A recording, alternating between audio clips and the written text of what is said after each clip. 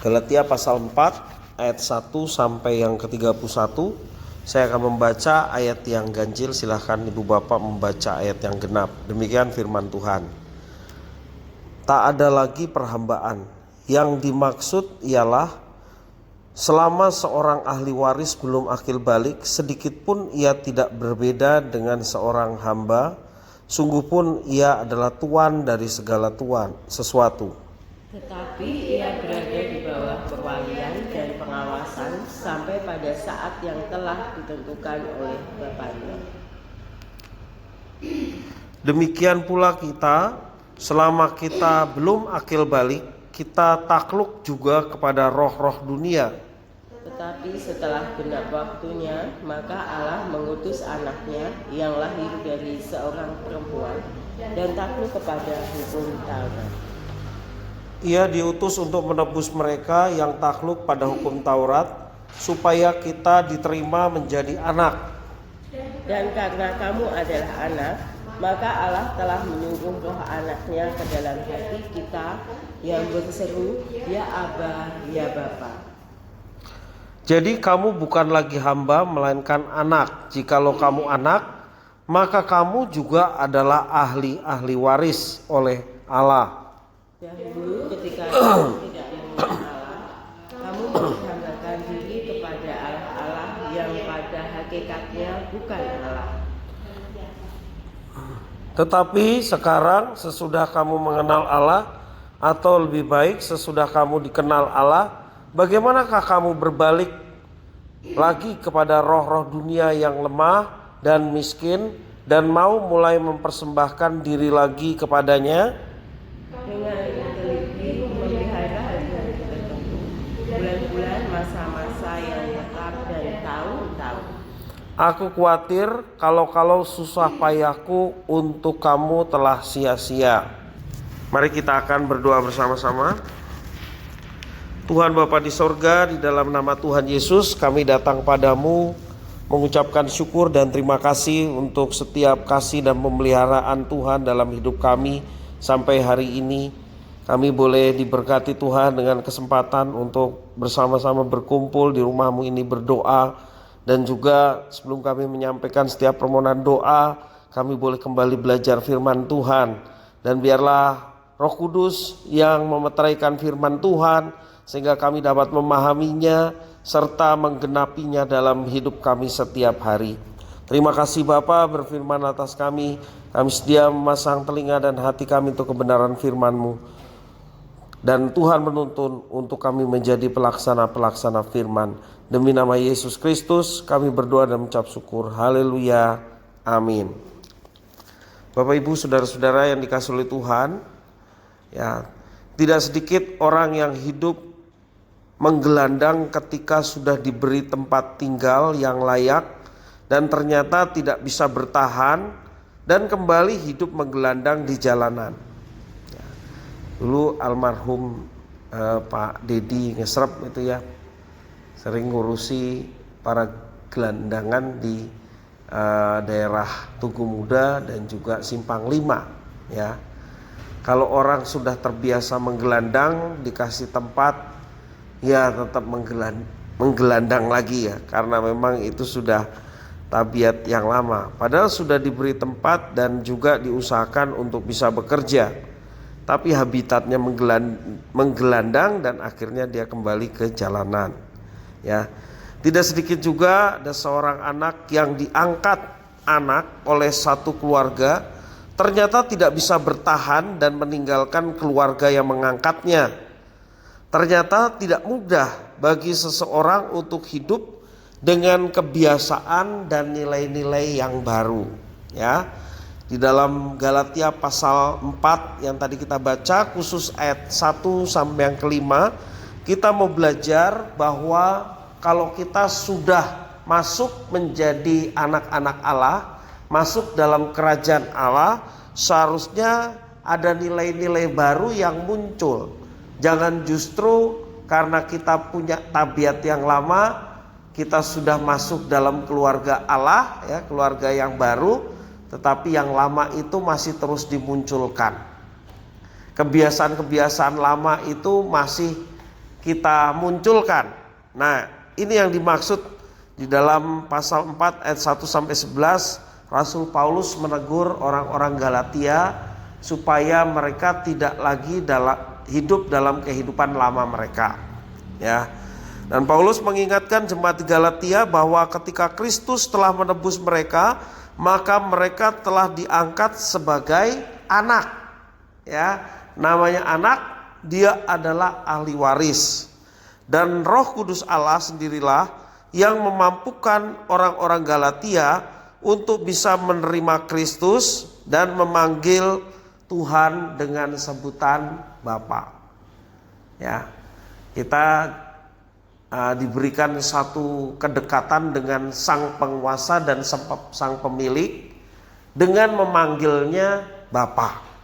Dan semua itu karena Roh Kudus yang ada dalam kehidupan orang percaya. Orang percaya dahulu juga sama ya, memperhambakan diri kepada Allah-Allah lain.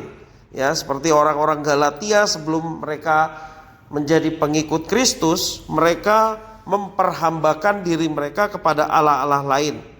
Tetapi ketika mereka sudah mengenal Kristus, mereka diangkat menjadi anak-anak Allah. Dan tentunya semua ini karena Roh Kudus yang ada di dalam kehidupan kita. Dalam bagian lain dijelaskan bahwa setiap orang percaya mereka dimeteraikan Roh Kudus. Ya, materai itu berarti ada tanda bahwa ini adalah anak-anak Allah. Tanda bahwa inilah orang-orang yang akan diselamatkan. Dan satu spesial lagi, orang-orang yang diselamatkan bisa memanggil Tuhan sang penguasa, sang pemilik dengan panggilan Bapa. Mereka dahulu bukanlah anak-anak Bapa, tetapi anak dari Allah-Allah lain. Dan luar biasa, kehidupan yang seharusnya hidup dulu memperhambakan diri kepada Allah-Allah lain, setelah sudah masuk dalam keluarga Allah, mereka memasuki kehidupan yang baru. Tetapi yang disayangkan oleh Paulus dari jemaat di Galatia adalah mereka kembali kepada kehidupan mereka yang lama. Mereka yang adalah anak-anak Allah yang menjadi Bapa mereka justru kembali menjadi hamba dari roh-roh dunia yang menyesatkan. Itulah yang sangat disayangkan Rasul Paulus dari beberapa orang Galatia atau jemaat Galatia yang melakukan hal itu. Mereka yang adalah anak-anak Allah menjadi bapa mereka, justru mereka kembali memperhambakan diri kepada roh-roh dunia yang menyesatkan. Mereka justru kembali mempercayai perhitungan hari-hari baik. Ya, kalau di dalam Tuhan semua hari baik, semua nomor baik. Ya, ada orang yang terpengaruh dengan roh-roh dunia sehingga menganggap ada hari-hari tertentu yang baik, hari-hari yang lain tidak baik. Bagi kita misalnya hari Kamis malam atau Jumat, malam Jumat, nggak ada masalah, ya, semua baik. Kalau kita lihat juga ada orang-orang tertentu yang menganggap angka 13 adalah angka yang tidak baik, sehingga tidak mau orang pakai angka 13. Dari suku-suku tertentu ada juga yang tidak mau menggunakan angka 4. Karena angka 4 disebut angka kematian, 13 angka sial. Maka kalau kita lihat ada gedung-gedung bertingkat dari lantai 12 langsung loncat ke 14, 13-nya nggak ada.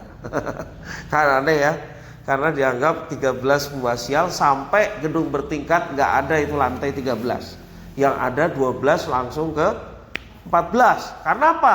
Takut gedungnya itu sial, sehingga tidak diberi lantai 13. Padahal ada lantai 13, hanya namanya diganti 14. Sebenarnya lantainya misalnya ada 50, ya, tapi tertulisnya cuma 49 karena satu dihilangkan. Ya, seperti itu ya. Sangat disayangkan orang-orang Galatia yang sudah percaya Yesus masih akhirnya kembali dengan roh-roh dunia yang menyesatkan, termasuk juga ada perhitungan hari-hari baik dan hari-hari tidak baik. Ya, daripada mereka mempercayai Bapa yang mereka diberikan kehormatan untuk memanggil Sang Pencipta yang memberikan segala sesuatunya baik. Ya.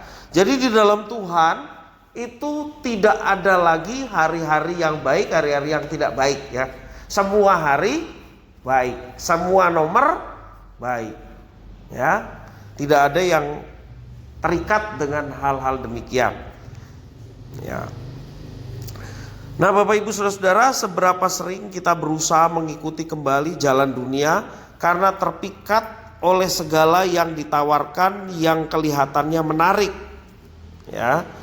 Kembali menaruh percaya dan harapan kita kepada berbagai hal yang fana. Seperti sudah ikut Tuhan tapi malah justru kembali tertarik pada hal yang fana, semisal kekayaan, ya, kepintaran, jabatan, dan nikmat dunia daripada tertariknya kita kepada Allah. Ya, ini tidak berkata bahwa orang Kristen nggak boleh kaya, orang Kristen nggak boleh naik jabatan, orang Kristen tidak boleh menjadi orang yang populer, orang Kristen tidak boleh menjadi orang yang pintar, bukan. Tetapi ketertarikan kita bukanlah dengan hal-hal yang seperti itu. Ketertarikan kita kepada Tuhan, maka kitab suci menjelaskan kalau kita ketertarikannya kepada Tuhan dan dekat dengan Tuhan, maka yang lainnya itu akan ditambah-tambahkan oleh Tuhan. Bukan prioritas utama tapi akan ditambahkan. Ya, tidak sedikit orang yang dekat dengan Tuhan, justru malah mereka karirnya meningkat. Ya. Orang yang dekat dengan Tuhan justru malah perekonomian rumah tangganya semakin meningkat. Usahanya diberkati Tuhan luar biasa. Karena apa? Karena tidak pernah meninggalkan Tuhan, maka yang lainnya ditambahkan. Banyak orang salah pemahaman. Ya karena kamu gak ngerti deritaku ya, sehingga ya aku seperti ini karena aku harus memenuhi kebutuhanku. Ya, jadi utamanya bukan Tuhan tetapi kebutuhannya. Tuhan itu nomor 2. Atau yang lebih ngeri lagi, Tuhan jadi ban serep. Kalau ada perlunya aja ban serep itu kan dikeluarin gitu. Nggak ada perlunya, kalau ban serep dimasukin lagi gitu ya. Kalau gawat darurat saja baru kita ingat Tuhan. Tapi kalau dalam keseharian dirasa Tuhan tidak kita perlukan. Yang kita perlukan adalah kepandaian, yang kita perlukan adalah usaha keras ya, sehingga kita tidak memerlukan Tuhan. Nah, jangan kita seperti itu. Ya, Rasul Paulus menegur kepada orang-orang Galatia, jangan kita berbalik pada kehidupan lama kita yang tidak mengutamakan Tuhan. Tetapi di dalam Tuhan kita sudah menjadi anak-anaknya, bahkan kita disebut ahli warisnya, maka ketertundukan kita hanya kepada Tuhan. Kalau Tuhan berfirman kita harus rajin, ya rajinlah dengan penuh sukacita. Maka yang lainnya ditambahkan. Saya meyakini ya, Tuhan itu tidak diam. Kalau anak-anaknya setia, Tuhan lihat, masakan sih Tuhan tidak akan memberkati anak-anaknya. Ya, kalau surga yang mulia yang sebenarnya kita nggak layak saja Tuhan kasih kepada anaknya, masakan yang lainnya tidak. Ya, Dia yang tidak menyayangkan anaknya saja untuk menjadi tebusan bagi kita, Dia nggak menyayangkan sesuatu yang paling berharga untuk keselamatan kita. Masakan yang lainnya Dia tidak akan memberkati.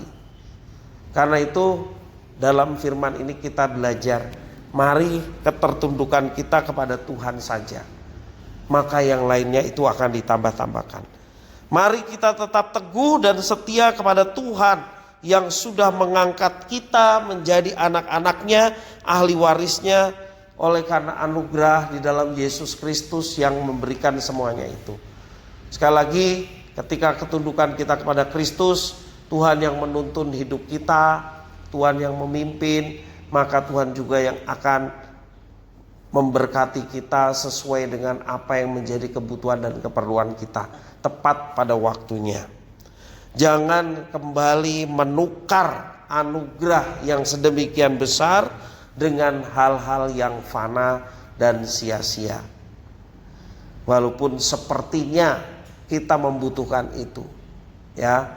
Tapi sekali lagi, kalau kita meraih yang kita butuhkan tidak melibatkan Tuhan, kembali seperti orang dunia yang tidak memerlukan Tuhan, mungkin kita dapat, tetapi segala sesuatu yang kita dapat tetapi bukan berkat Tuhan, kitab suci mengajarkan sia-sia. Ya, dalam kitab suci mengajarkan, sia-sialah kamu bangun pagi dan tidur sampai larut malam demi kebutuhanmu tercukupi. Kalau bukan Tuhan yang memberkati, itu sia-sia. Mungkin kita dapat, kita menghasilkan yang begitu banyak. Sekali lagi, kalau bukan Tuhan yang kasih, itu akan sia-sia. Tapi kalau orang di dalam Tuhan, dia dapat sedikit mengucap syukur. Ini anakku ini kok dikasih sedikit aja mengucap syukur. Kata firman Tuhan, siapa setia perkara kecil, kepadanya dipercaya dengan perkara yang lebih besar. Tuhan akan tambahkan, dan terus tambahkan. Kita percaya itu deh. Pasti Tuhan akan memelihara hidup kita. Jangan meninggalkan prioritas hidup kita kepada Tuhan. Sekali lagi, maka yang lainnya akan ditambahkan. Dan kalau Tuhan sudah memberkati pada anak-anaknya yang setia, dia berkatnya tidak nanggung-nanggung. Ya, banyak tokoh-tokoh dalam Alkitab seperti itu. Siapa yang lihat bagaimana derita Ayub, ya, dia tetap setia kepada Tuhan. Di akhir kisah Ayub, Tuhan percayakan kekayaan berlipat-lipat kali ganda. Ya, waktu Ayub menderita, dia tidak lihat kekayaan. Alah, kekayaan ya udah habis. Yang aku lihat adalah Tuhan. Maka dia tetap setia kepada Tuhan. Kesetiaannya kepada Tuhan diperhitungkan oleh Tuhan. Maka Tuhan berkati Ayub luar biasa. Ishak, dia juga setia kepada Tuhan. Tanah tandus dicangkul oleh Ishak, menghasilkan hasil tanaman panen berlipat-lipat kali ganda, sampai orang Filistin menjadi iri terhadap Ishak. Luar biasa, ya, karena Tuhan lihat. Demikian juga orang-orang di Galatia. Tuhan lihat, Tuhan melihat kesetiaannya dan akan memberkati sesuai dengan apa yang dibutuhkan dan diperlukan umatnya. Kiranya firman Tuhan memberkati kita sekalian. Mari kita berdoa. Terima kasih Tuhan atas firman-Mu. Mampukan kami untuk menjadi pribadi-pribadi yang setia.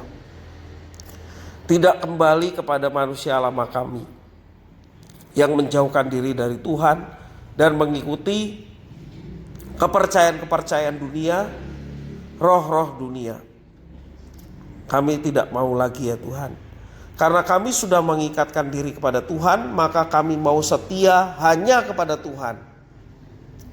Dan kami mengikatkan diri pada Tuhan, maka segala sesuatu yang ada di dalam Tuhan selalu baik. Karena Tuhan hakikatnya baik, tidak pernah merancangkan yang buruk, tidak pernah merancangkan yang membuat binasa, tetapi Tuhan merancangkan sesuatu yang baik dan mendatangkan kehidupan. Terima kasih Tuhan atas firman-Mu. Inilah doa kami, ucapan syukur kami. Demi nama Yesus kami berdoa. Haleluya. Amin.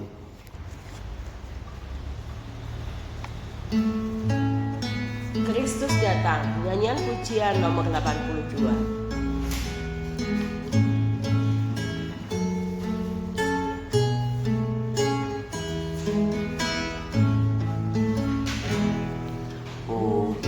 Waktunya pada fajar menyingsing dan terang meliputi alam sekeliling. Datanglah Yesus yang penuh mulianya dan menyambut segala umatnya.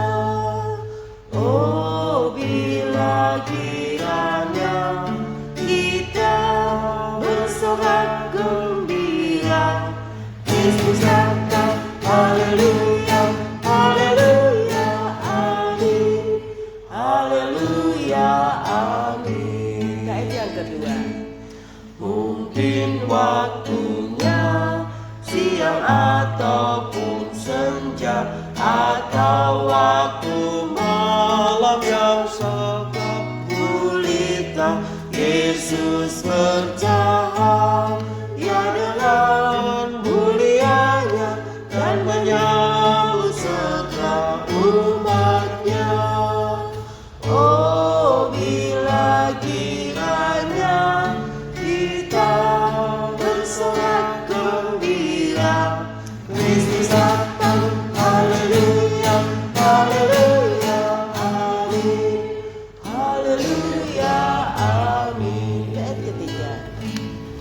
Alangkah senang bila tak menderita, tak sakit, tak takut, tak rata, ketika kita diangkat ke dalam mulianya, menebus menyambut umatnya.